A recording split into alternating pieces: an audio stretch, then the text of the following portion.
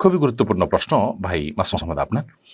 আমরা জানি যে দুনিয়াতে কোনো মুসলমানের অধিকার যদি আমরা কেউ নষ্ট করি, মৃত্যু হয় আমাদের, তাহলে কিয়ামতের ময়দান ইয়াউমুল জাযাতে প্রতিদিন দিবসে ইনশাআল্লাহ বিদিল্লাহ তার বিচার আল্লাহ রাব্বুল আলামিন করবেন। এবং আপনি কারোর অধিকার নষ্ট করেছেন, তাহলে আপনার নেকামল থেকে সওয়াব থেকে তাকে সমপরিমাণ সওয়াব দিয়ে আপনি দায়মুক্ত হবেন। আর যদি আপনার সওয়াব না থাকে তাহলে তার গুনাহের দায়ভার আপনি বহন করে তারপর আপনি এই মামলা থেকে নিষ্কৃতি পাবেন। তো এই বিধানটি মুসলমানদের জন্য প্রযোজ্য। এখন প্রশ্ন হলো, অমুসলিমের তো সওয়াবের কোনো ব্যাংক নেই, কারণ যার ইমানই নেই তার সওয়াব রাখার মতো কোনো ব্যাংকই নেই বলা যেতে পারে।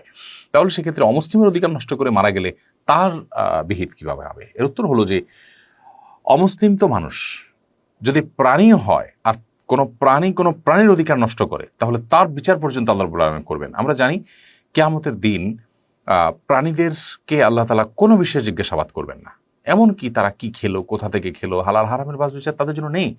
কিন্তু একটা প্রশ্নের উত্তর তাদেরকেও দিতে হবে, তা হলো কারোর প্রতি তারা জুলুম করেছে কিনা। যদি করে থাকে তাহলে তার প্রায়শ্চিত্ত তাকে করতে হবে, তার শাস্তি তাকে ভোগ করতে হবে, দেন তার যে পরিণতি সে দিকে সে যাবে, অর্থাৎ তাকে মাটি হতে বলা হবে, মাটির সাথে সে মিশে যাবে।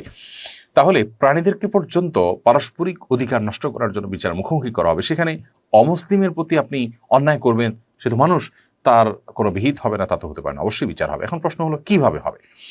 এর সরল এবং সঠিক উত্তর হলো যে এর ধরন একমাত্র আল্লাহ তাআলা ভালো জানেন। কারণ গায়েবের জগৎ বা আলমুল গায়েব, অদৃশ্যের জগতের কোনো বিষয় সম্পর্কে আমরা নিছক ধারণা করে চূড়ান্ত কোনো সিদ্ধান্ত দিতে পারি না। তবে অনেকগুলো অপশন হতে পারে। তার একটি হলো যে প্রাণীদেরকে যেরকম শিংওয়ালা প্রাণী শিং নাই, সে প্রাণীকে আঘাতপ্রাপ্ত করেছে, তাহলে কিয়ামতের দিন আল্লাহ তাআলা ওই দুর্বল প্রাণীটার শিং দিয়ে যে শিংওয়ালা প্রাণীটা আঘাত করেছে তাকে আঘাত করার শক্তি দিবেন। সে আঘাত করবে এবং বিচার হবে, অর্থাৎ তার শাস্তি সে ভোগ করবে, তার কর্মফল সে ভোগ করবে, এরপরে তারা মাটি হয়ে যাবে। ঠিক একইভাবে হয়তোবা কোনো অমুসলিমের প্রতি আপনি যদি শারীরিকভাবে অত্যাচার করে থাকেন, অবিচার করে থাকেন, তাহলে সেক্ষেত্রে আল্লাহ তাআলা আখিরাতে তাকে শক্তি দিবেন আপনার উপর সেই একই কর্ম সম্পাদন করার, এবং তার মাধ্যমে তার বিচার সে পাবে।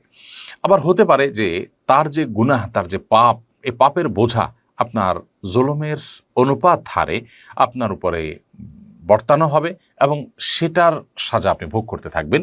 আর তার যে পাপের বোঝা সেখান থেকে কিছুটা হলেও কমলো, জাস্ট এটুকু। কিন্তু সে যদি বেঈমান হয়ে মারা যেয়ে থাকে তাহলে অন্তর্মুখী জাহান্নাম থাকবে, সেটি ভিন্ন বিষয়। তাহলে অমুসলিমদের প্রতি জুলুম করলেও তার বিচার হবে, তার ধরন কি হবে সেটা একমাত্র প্রকৃত অবস্থা একমাত্র আল্লাহ তাআলা ভালো জানেন, কিন্তু বিচার অবশ্যই